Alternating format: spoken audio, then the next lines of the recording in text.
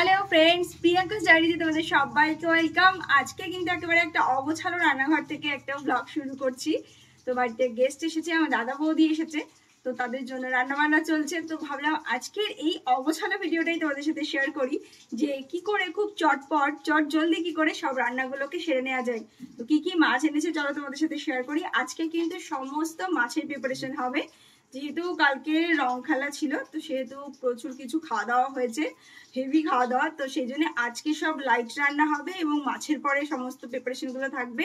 তো চলো এক এক করে দেখে নিই। আমি রেসিপি একটাও কিন্তু শেয়ার করবো না, কারণ রেসিপি দেখতে হলে তোমাদেরকে দেখতে হবে প্রিয়াঙ্কাস ফুড ডায়েরি। সেখানে একেবারে পরিপাটি মানে নিট ক্লিন রান্না তোমরা পাবে, যেখানে প্রচুর রেসিপিও পাবে তোমরা।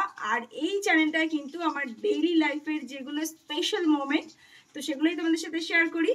তো যারা এখনো আমার চ্যানেলটাকে সাবস্ক্রাইব করেনি তাদেরকে রিকোয়েস্ট করবো, ভালো লাগলে অবশ্যই চ্যানেলটাকে সাবস্ক্রাইব করে নিয়ে চলো। আর দেরি না করে, ঘড়িতে এখন বাজে 11টা। তো 11টা থেকে আমি মাছগুলো রান্না করা স্টার্ট করছি। আর সকালের জন্য তো টিফিন, তারপরে ভাত, এগুলো করা হয়ে গেছে। তো চলো এখন দেখে নিই কি কি রান্না হচ্ছে। এখানে রয়েছে পুঁটি মাছ, তারপর রয়েছে পার্শে মাছ, আর আছে ট্যাংরা মাছ, আর চিংড়ি মাছ। ঠিকঠাক বললাম তো? হ্যাঁ, এ কটাই মনে হয় আছে। পার্শে, ট্যাংরা আর চিংড়ি আর পুঁটি, তো সবগুলো বাজার থেকে কেটেই আনা হয়েছে একদম। এখন শুধু আবারও সুন্দর করে পরিষ্কার করে নেওয়ার পালা। আর এখানে কিন্তু আমি অলরেডি ট্যাংরা মাছটা ভাজা করতে বসিয়ে দিয়েছি।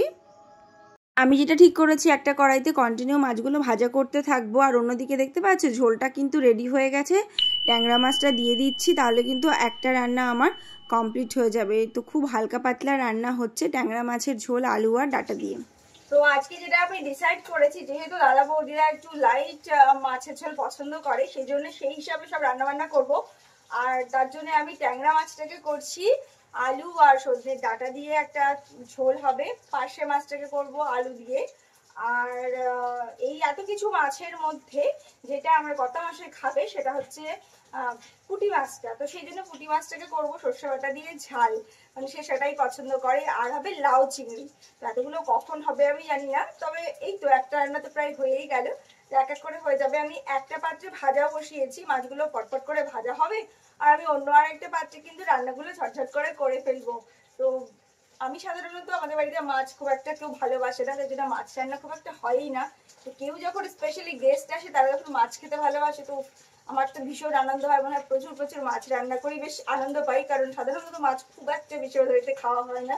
তো চলো, শুধু গল্প করলেই হবে না, আজকে তার সাথে সাথে কিছু রান্নাটাও করতে হবে। এদিকে কিন্তু পার্শে মাছটা ভাজা হয়েছে, পুঁটি মাছটাও ভাজা কমপ্লিট হয়ে গেছে আমার।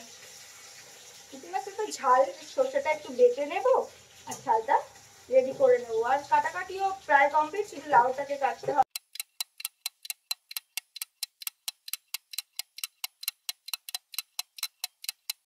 এখানে আমি লাউটা গ্রেট করে নিচ্ছি। লাউটা গ্রেট করে নিলে কিন্তু রান্না করতে খুব সুবিধা হয়, তাড়াতাড়ি হয়ে যায়। তো সেই জন্য এই পদ্ধতি আমি বেছে নিয়েছি। আর এটা কিন্তু প্রিয়াঙ্কাস ফুড ডায়েরি চ্যানেলের জন্য শ্যুট হচ্ছে, সেখানে তোমরা দেখতে পারবে।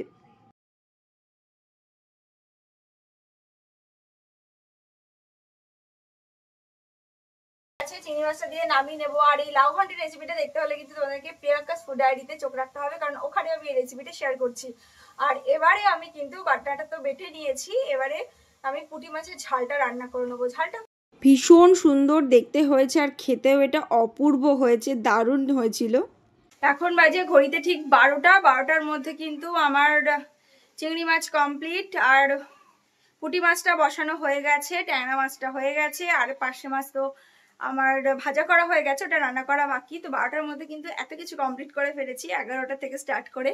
তো এভাবেই গুছিয়ে রান্না করলে কিন্তু খুব সহজেই তাড়াতাড়ি অনেক কিছু রান্না করা যায়। আর গরমে কি অবস্থা, সবে মাত্র ফাল্গুন মাস, তাতে এই অবস্থা, মানে ঘেমে নেই আমি একাকার।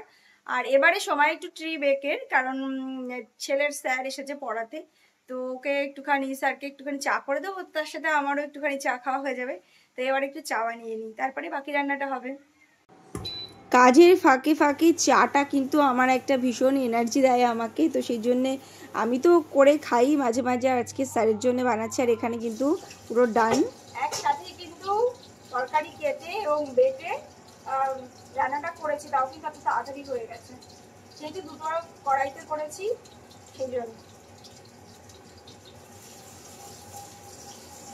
তোমাদের কেমন লাগলো আজকের এই অগোছালো একটা ব্লগ অবশ্যই আমাকে কমেন্ট করে জানাতে ভুলো না। আমার আওয়াজ আসছে কি? আওয়াজ আসছিল হয়তো। যেহেতু হাতে সময় ছিল, বেশ চটপটি রান্নাবান্নাগুলো হয়ে গেছিলো, তাই একেবারে আমি রান্নাঘরটা ক্লিন করে নিচ্ছি। যেহেতু মাছ ভাজতে গেলে তেল ছিটকাবেই, তো সেই জন্য চারদিকটা একটু নোংরা হয়েছে, তো সেই জন্য সেটাকে পরিষ্কার করে নিচ্ছি। আর আরেকদিকে কিন্তু আমার রান্নাও চলছে, তো একটা সাইড পুরো খালি করে পরিষ্কার করে নিচ্ছি, কারণ এরপর যখন খেতে দেবো তখন রান্নাঘরটা ক্লিন থাকাটাও জরুরি। তো সেই জন্য দেখো সুন্দর করে আমি ক্লিন করে নিয়েছি। আর অন্যদিকে কিন্তু আমার লাস্ট যে মাছের ঝোলটা রান্না করতে বাকি ছিল সেটাও কমপ্লিট। এই যে এরকম ব্লগ আমি চাইলে রোজই বানাতে পারি, কিন্তু বানাই না। এই যে একমাত্র যে পড়তে পড়তেও চলে এসেছে, আঙুর খাবে, আঙুর ধুয়ে দিলাম। আর এই যে ও পড়তে গেছে, আজকে স্যার আছে বলেই আমি ব্লগটা বানাতে পারলাম, আদারওয়াইজ তো কোনো মতেই সম্ভব না। নিয়ে যা। তো চলো এবারে কিন্তু পালা তোমাদের সাথে এক এক করে রান্নাগুলো সুন্দর করে সাজিয়ে পরিবেশন করা। এখানে প্রথমেই আমি আলুর দম দিলাম, যেহেতু আলুর দমটা করেছিলাম সকালবেলায়, বৌদির ভীষণ ইচ্ছা ছিল যে আলুর দম খাবে আমার হাতের, তো সেই জন্য আলুর দমটা করেছিলাম। আর এক এক করে সবটা সুন্দর করে সাজিয়ে রেখে দিলাম, সব রকমের মাছগুলো সুন্দর করে তোমাদেরকে সেটা শেয়ারও করছি। তো এবারে সময় কিন্তু সুন্দর করে থালাটা সাজিয়ে নেওয়ার। আর আজকে কিন্তু যেহেতু মাছ, সেই জন্য আমি সমস্ত কাঁসার যে আমার বাসনগুলো আছে সেগুলো ব্যবহার করেছি। তো আমার তো ভীষণ ভালো লাগছে। এবার তোমাদের কমেন্টের অপেক্ষা থাকবো, তোমাদের কেমন লাগলো পুরো এই ভ্লগটা। আর এই রেসিপিগুলো তো খুবই সিম্পল সাধারণ রেসিপি, আমি সবসময় তোমাদের সাথে শেয়ার করে থাকি। স্পেশালি চিংড়ি মাছটা কিন্তু তোমরা দেখো, লাউ ঘন্টটা ভীষণ ভালো হয়েছিল খেতে, সবাই ভীষণ চেয়ে খেয়েছে। তো সেই জন্যে তোমাদেরকে বলবো যে ভালো লাগলে অবশ্যই তোমরা চ্যানেলটাকে শেয়ার করো, সাবস্ক্রাইব করো আর সাথে থেকো। তো এই যে ফাইনাল লুকটা, ঘড়ির কাঁটায় এখন কিন্তু ঠিক 1:15, আর আমার হাতে কিন্তু আমার আজকের ফিশ থালি রেডি। যদিও প্রথমে ভাবিনি ফিশ থালি বানাবো, কিন্তু রান্না করার পর দেখলাম সত্যিই পুরো একেবারে ফিশ থালি আজকে কিন্তু রেডি হয়ে গেছে। কারণ এখানে শুধুমাত্র দুটো উপকরণ, আলুর দম আর চাটনি ছাড়া সবগুলোই কিন্তু মাছেরই আইটেম আজকে। তো এই যে দেখে নাও, আর আরো সুন্দর করে তোমাদেরকে দেখিয়ে দেবো ভিডিওতে। তো কেমন লাগলো আজকের এই ভিডিওটা, আমার এই অগোছালো ভ্লগটা। আর শেষ পর্যন্ত কিন্তু আর অগোছালো নেই, কারণ সবটা সুন্দর করে রান্নাবান্না করে রান্নাঘর ক্লিন করে এবারে কিন্তু খেতে দেওয়ার পালা। তো আশা করছি এটা খেতে সবারই খুব ভালো লাগবে। আর তোমাদের কেমন লাগলো এই ব্লগটা অবশ্যই কিন্তু আমাকে কমেন্ট করে জানিও।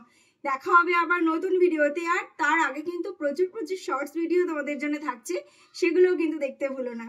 তো টাটা, দেখা হবে নতুন একটা ভিডিওতে। ততক্ষণ পর্যন্ত সবাই ভীষণ ভালো থেকো, সুস্থ থেকো আর আনন্দে থেকো। তো আজকের মতন এই পর্যন্তই, টাটা।